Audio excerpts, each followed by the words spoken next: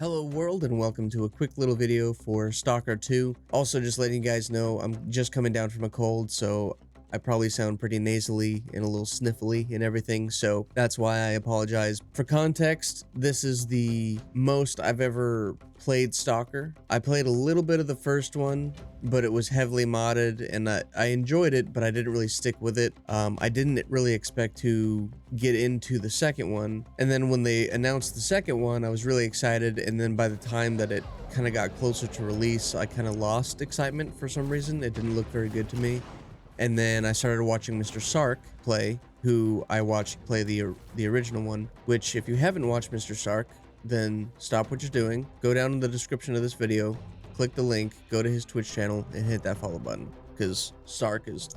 But I started watching him because he, like I said, he's played through the first one several times, and so I kind of go to him for knowledge and stuff, and then I kind of play a couple hours at a time, and then I'll go and watch him and watch how he played what I've already done, just so I kind of avoid spoilers, but I also learn that way too. So when I first started playing the game, and I had my first encounter with a Bloodsucker, I realized that there was just no way that I could kill that thing, and so I just started running away.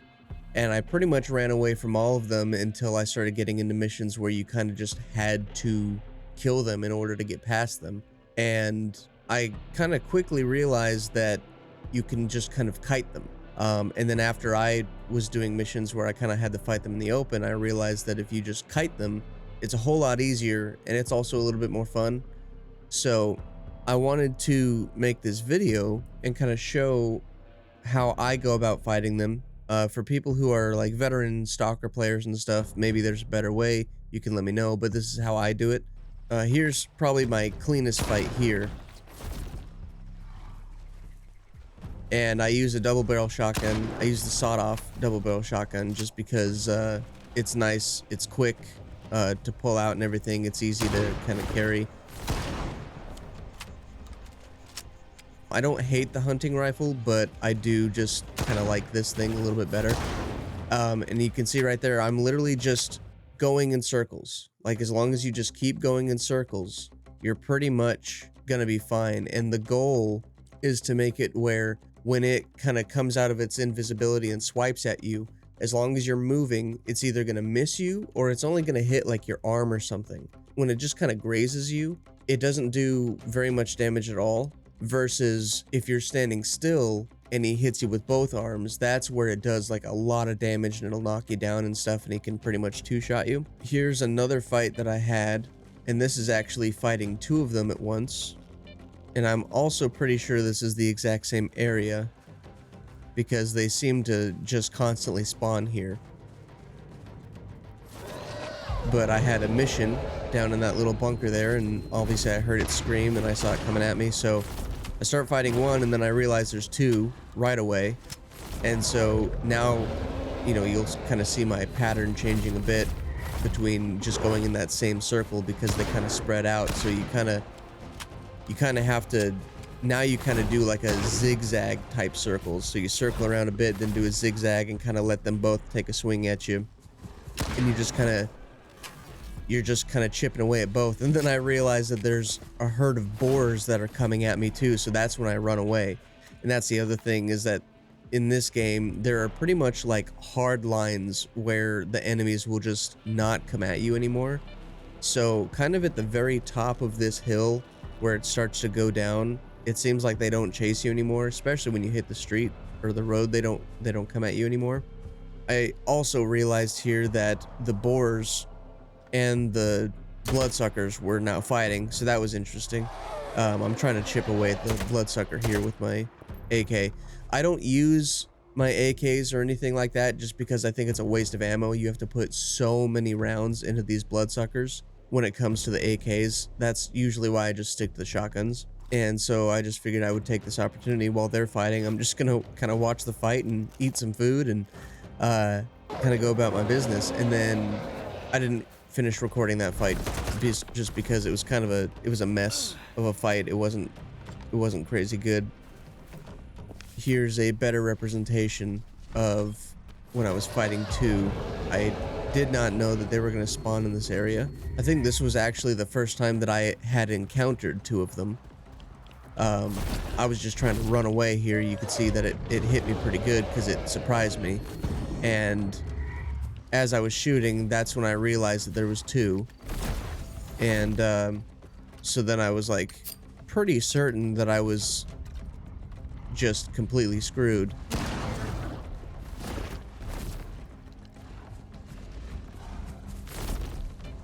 This is probably the first time where I realized that like the kiting method is what works. And the only annoying part about this whole type of interaction is when you sprint, you can't reload, so you kind of have to like figure out when they aren't going to swing at you and they're going to be circling around, and that's when you take your time to reload and then or heal or whatever. And so like I said, you just keep circling around, you just keep kiting them, reload. When they scream, kind of is what it is. If you can get a lucky shot on them while they're screaming, cool. That's actually how I finish one of them off, which you'll see here shortly. I got one good shot there, but you see that I stood still and he hit me pretty solid, and that's what chunked my health down the most right there. Whereas when they hit me, if I'm moving, you can see that it really didn't do much damage right there. So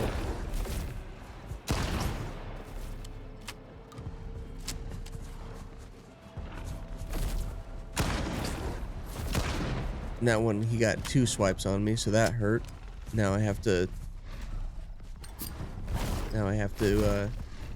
heal overall and bandage and reload and do all the things. And I didn't mean to drink there.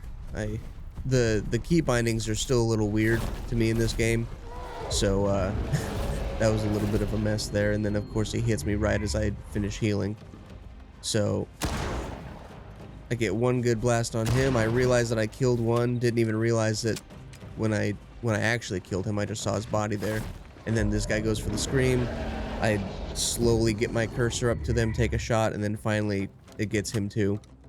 So that was how you fight 2 of them. And it really is just, you know, just like I said, keep moving. If you're fighting one, here's pretty much a perfect fight for when you're fighting one. Like I said, just you keep going in circles basically. And I don't even know if this guy hit me once. Maybe he did.